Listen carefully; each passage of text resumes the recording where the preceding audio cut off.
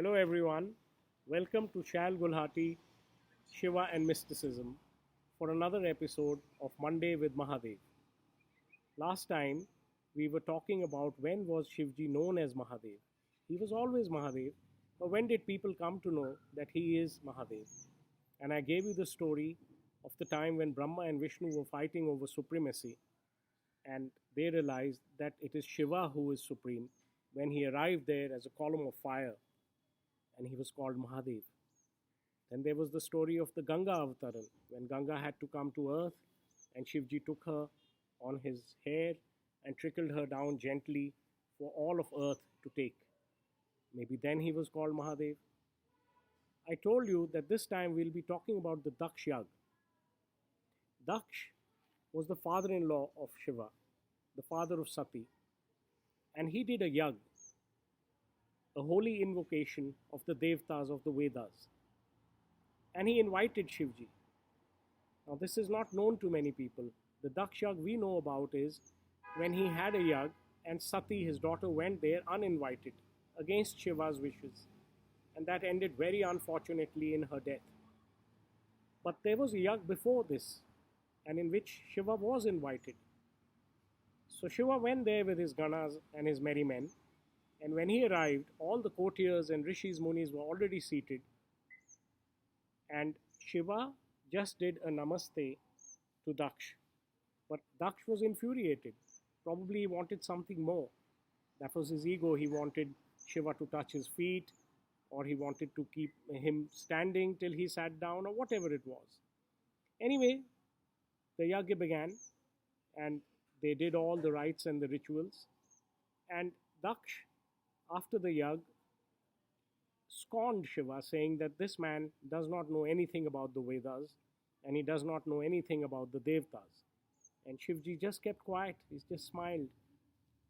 But Nandi, the fierce gun, and the others were up in arms. They were very angry and they told Daksh, "You are the one who doesn't know anything. You do not know that all the Vedas have come from Shiva himself, that all the Devtas have come from him. You are praying to Agni Devta and to Varun Devta and Vayu Devta, but he is Mahadev. He is the one from where all the Devas come." But Daksh was not convinced. He said, "Oh, this is all humbug. You cavemen and you forest men, you just talk about your boss, but this is not true." Anyway, Shiva was very calm and he held his peace. He knew what his connection with the Vedas and the Devtas was, and he told his men to stay calm. And this was because he was Mahadev and he did not want to prove it to anybody that he is Mahadev. He knew who he is, and that was enough. Now what happened is, Daksh wanted to spite Shiva, and he had another yag in which he did not invite him. He invited everyone, all the relatives, all the cousins, all the rishis, munis, devtas, kings, everyone but not him. And Sati came to know of this yag. She didn't know about the earlier one. She came to know about this one and went to attend it. And when she went to attend it, Shiva was trying to tell her, "Don't go. You should not go uninvited." And Sati said, "Well, I don't need an invitation to my father's house." And she went, because if he is Mahadev, she is Mahadevi. Who's there to stop her? And when she went there, Daksh saw her and said a lot of bad things about Shiva. He said, "Oh, you have arrived. The vagabond's wife has arrived." He didn't address her as his own daughter. He said, "Oh, the vagabond's wife has arrived. The crook's wife has arrived." And he said so many things that Sati was shocked. And she told her father that you should not speak about Shiva like this. He is Mahadev. So Daksh said, "Oh, I've heard that one before. He is not Mahadev. He's just a odd fellow on the fringes." So Sati could not take it anymore, and with her own yogic prowess, she spontaneously combusted into fire and died. So that was very unfortunate ending to all this drama. And when Shiva heard of this, he was furious. In the first yag, he was Bholenath. Daksh was just heaping insult on him and he took it. It didn't matter to him.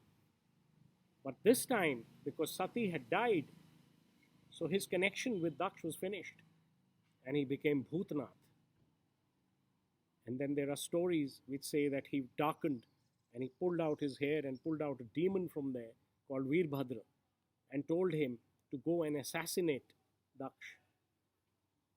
And there are other Purans which say that it was Shiva himself who was Veerbhadra. And in that rage, like a one-man army, he went to Daksh and he finished everybody on the way. No one could stop him. No Devta, no Rishi, no Muni, no soldier. No one could stop him because he was Mahadev. And then he beheaded Daksh. And when he did that, Daksha's wife came to him and said to him, "You are my son-in-law, and you have just learned bereavement because Sati has died. And you know how it is to be without a spouse. So have pity on me, Mahadev. Give back life to Daksh, my husband." And Shiva did that.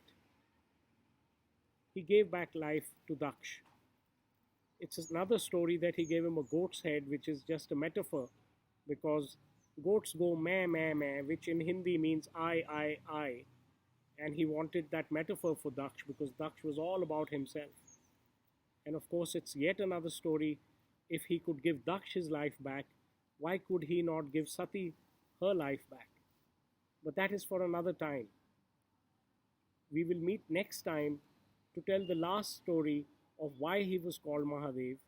Last in my episodes. There are infinite reasons why he's called Mahadev.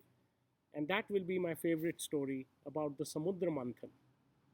So come back to the same channel next Monday for that story. Om Namo Shivaya. And by the way, both these Daksha Yagyas have been written in my book, Shiva, the Ultimate Time Traveler, in a modern way. So if anyone is interested, this is a writer's copy. It's a hardbound, but you can get this as an ebook on Amazon Kindle. That's just if you want to read. Otherwise, I will be here telling you the stories, and we will meet again. Bye-bye for now. Om Namah Shivaya.